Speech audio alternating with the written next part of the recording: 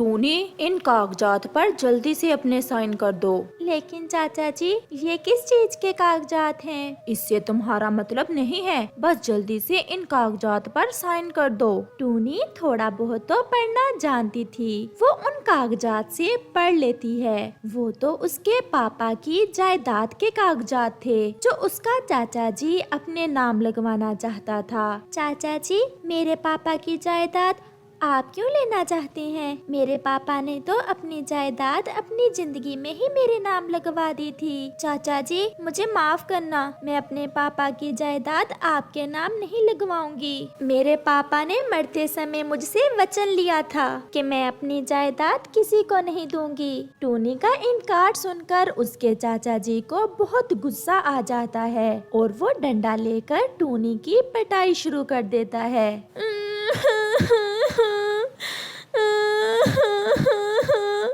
चाचा जी, मुझे मत मारे, मैंने कौन सा कोई गलत बात की है? मेरे पापा की जायदाद मेरी है, वो मैं आपको कभी नहीं दूंगी।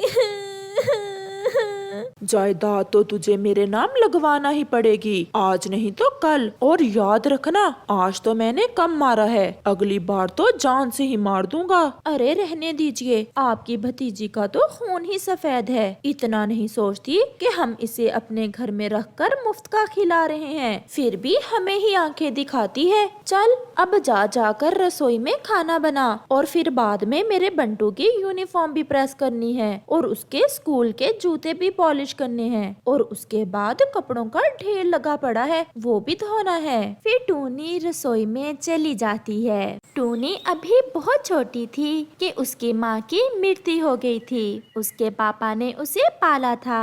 उसके पापा ने उसे माँ और बाप दोनों का प्यार दिया था। टूनी का पापा अपनी बेटी से बहुत प्यार करता था। टूनी अपने पापा का कुल जहान था। टूनी के पापा ने टूनी को एक बहुत महंगे स्कूल में दाखिल करवाया था।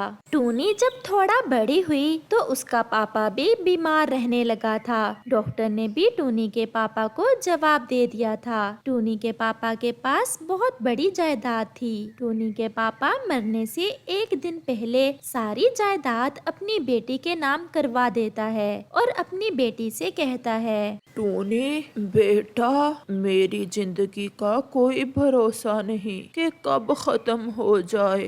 मेरे मरने के बाद तुम अपने बंटी चाचा के पास चली जाना, लेकिन मेरी बेटी, तुम अपनी जायदाद किसी को मत देना, चाहे कोई तुम्हें कितना ही मजबूर करे।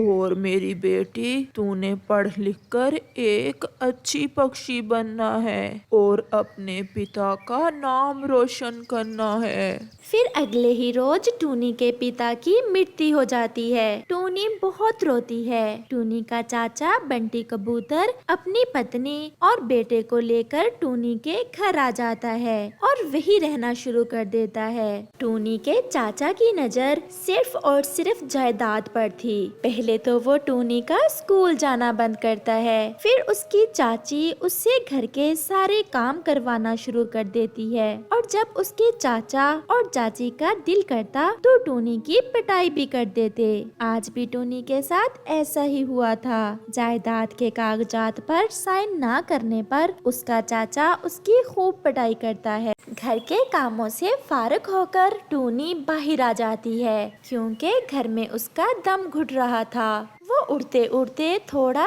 दूर आकर बैठ जाती है। वो रो रही थी और अपने मामा पापा को याद कर रही थी। ऐ भगवान, अगर तूने किसी के मामा पापा को अपने पास लेकर जाना हो तो संतान को भी साथ ले जाया करो।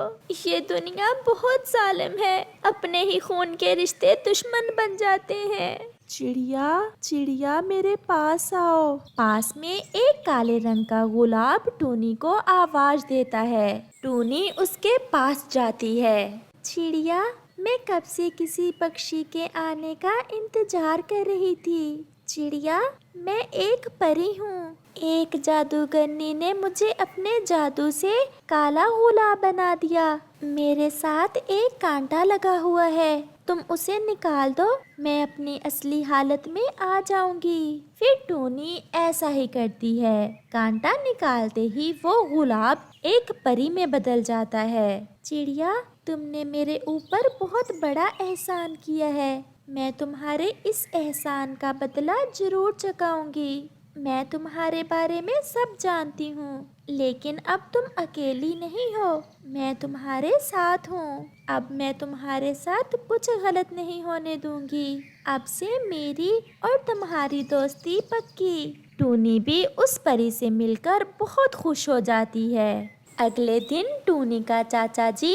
फिर से टूनी को कागजात पर साइन करने को कहता है। टूनी फिर से इनकार करती है। वो टूनी को मारने ही लगता है कि वहाँ परी आ जाती है। वो टूनी के चाचा जी को उल्टा कर देती है और डंडे के साथ उसकी पिटाई शुरू कर देती है। परी सिर्फ टूनी को दिख रही थी। टूनी के चाचा और चाची को वो परी नहीं दिख रही थी। टूनी के चाचा चाची तो बहुत डर जाते हैं। कौन है, कौन है? ये मैं उल्टा कैसे हो गया? मुझे मत मारो, मुझे बहुत दर्द हो रहा है। तुम्हें दर्द हो रहा है और तुम जो हर रोज टूनी को मारती हो, उसे दर्द नहीं होता क्या? बबली कबूतरी और उसका बेटा तो बंटी को मार पड़ता देख वहाँ से भाग जाते हैं। परी मेरी दोस्त, मेरे चाचा जी को मत मारो, ये मेरे पिता की जगह है। मैं इन्हें ऐसे पीटता हुआ नहीं देख सकती। देखा, आप जिस बेटे के लिए टूनी की जायदाद छीनना चाहते थे, वो तो आपकी मदद को भी आगे नहीं बढ़ा, बल्कि यहाँ से अपनी जान बचाकर भाग गया। और आपकी अनाथ भतीजी, जिसे आप इतना बुरा समझते हैं, वो फिर भी आपको पिटने से बचा रही है। फिर टूनी के चाचा जी को अपनी गलती का एहसास होता है। बेटी, मुझे माफ कर दे, मैंने तेरे साथ इतना गलत किया। तुम फिर भी मेरा कितना प्यार करती हो। फिर उसके बाद टूनी का चाचा टूनी से बहुत प्यार करने लग जाता है और उसे स्कूल में दाखिल करवा देता है। टूनी और मोनी दो बहनें थीं। दोनों बहनों के व्यवहार में जमीन आसमान का फर्क था। टोनी बहुत मेहनती और समझदार थी, जबकि मोनी बहुत कामचोर और सुस्त तबीयत की थी। उनकी मम्मा अपनी बेटी टोनी को देखकर बहुत खुश होती थी, लेकिन जब वो अपनी बेटी मोनी को देखती तो बहुत परेशान हो जाती, क्योंकि मोनी तो सारा दिन सोती ही रहती। ना तो वो घर के कामकाज में अपनी माँ का हाथ बटाती और ना ही बाहर के काम में अपनी माँ और बहन का हाथ बटाती। उनके पास एक खेत था। मम्मा चिड़िया को तो सारा दिन घर के कामों से फुर्सत न मिलती और टोनी चिड़िया बेचारी अकेली सारा दिन खेत में काम करती, लेकिन उनके खेत में कोई भी फसल ठीक से ना होती, इसलिए उनके घर का गुजारा भी बहुत मुश्किल से होता।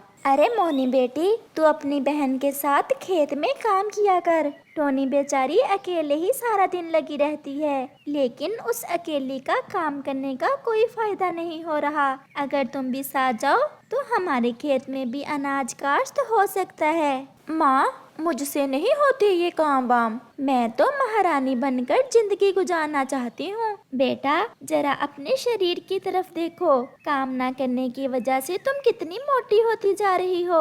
अगर तुमने खुद को ना बदला तो इस मोटापे की वजह से तुम घर में ही बैठी रह जाओगी, कोई भी तुमसे शादी नहीं करेगा और बीमारी अलग से लग जाएगी तुम्हें। माँ, मेरा दिल तो करता है कि कोई खजाना मेरे पंख लग जाए, जिसके सहारे मैं सारा जीवन बैठकर गुजार सकूं। काश ऐसा कोई चमत्कार हो जाए। फिर मम्मा चिड़िया के दिमाग में एक विचार आता है। मोनी बेटा, आज मैं तुम्हें एक राज की बात बताऊं? जी माँ, जल्दी बताएं। तुम्हारे पापा मुझे बताया करते थे कि हमारे खेत में तुम्हारे दादाजी ने बहुत बड़ा खजाना छुपाया था, जिसे छुपाकर वो खुद ही भूल गए कि उन्होंने खजाना कहाँ छुपाया था। अगर तुम चाहो तो अपने खेत की मिट्टी खोदकर वो खजाना ढूंढ सकती हो। खजाने का सुनकर तो मोनी बहुत खुश हो जाती है। माँ, मैं तो वो खजाना जरूर ढूंढ कर रहूंगी। ये तो मेरा सपना पूरा हो गया। मैं अभी जाती हूँ अपने खेत में और खजाना ढूंढने का काम शुरू करती हूँ। आप देखना, मैं जल्द ही खजाना ढूंढ लूंगी। फिर मोनी चिड़िया कस्सी लेकर खेत में चली जाती है और जाकर खेत खोदने का काम शुरू कर देती है। वो 2-4 दिनों में सारा खेत खोद देती है, लेकिन अभी तक उसे खजाना नहीं मिला था। फिर वो निराश होकर अपनी माँ से कहती है, माँ, मैंने सारा खेत खोद दिया, लेकिन मुझे दादाजी का खजाना कहीं से भी नहीं मिला। मुझे तो लगता है कि उस खजाने को जरूर कोई चुरा कर ले गया होगा। नहीं बेटा, उस खजाने के बारे में किसी को भी नहीं पता है। वो खजाना खेत में ही है। बेटा, मैंने अपने बड़ों से सुना है कि अगर जमीन में दाना बो दिया जाए तो फसल के साथ साथ खजाना भी जमीन से बाहर आ जाता है। अब तुमने इतनी मेहनत तो कर ही ली है, मेरी मानो तो ये लो गेहूं के बीज और इसे अपने खेत में बो दो। माँ, अगर ऐसा है फिर तो मैं बीज जरूर बोऊंगी। फिर मोनी चिड़िया अपने खेत में जाकर सारा बीज बो देती है और उस बीज को बोने के बाद मोनी चिड़िया अपने खेत को पानी भी देती है। इतना काम करने के बाद मोनी चिड़िया खुद में बहुत अच्छा बदलाव महसूस करती है। उसे अपनी सेहत भी बहुत अच्छी लगती है और उसके अंदर से सुस्ती तो बिल्कुल ही खत्म हो चुकी थी। अब बस उसे जमीन से खजाने का बाहर आने का इंतजार था। और फिर एक दिन बहुत अच्छी बारिश होती है और उस बारिश की वजह से उन चिड़ियों के खेत की फसल बहुत अच्छे से बाहर आती है। पूरा खेत ही बहुत हरा भरा लग रहा था। मोनी चिड़िया की इतनी ज्यादा मेहनत की वजह से फसल बहुत अच्छी तैयार हुई थी, जिसे देख मम्मा चिड़िया तो बहुत ज्यादा खुश थी।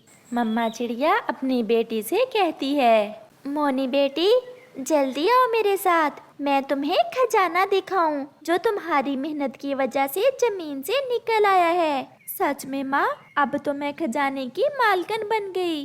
फिर मोनी चिड़िया अपनी माँ के साथ अपने खेत में जाती है। उसका खेत तो हरी भरी फसल से भरा पड़ा था और मोनी को ऐसा लगता है कि उसका खेत खजाने से भरा पड़ा है। माँ, आपका बहुत बहुत धन्यवाद जो आपने मुझे सिखाया कि असल खजाना मेहनत करने से ही हासिल होता है। अब मैं हमेशा ऐसे ही मेहनत करूँगी। फिर उनकी फसल बहुत अच्छे दामों बिक जाती है और वो चिड़ियों का परिवार बहुत खुशहाली की जिंदगी बसर करता है।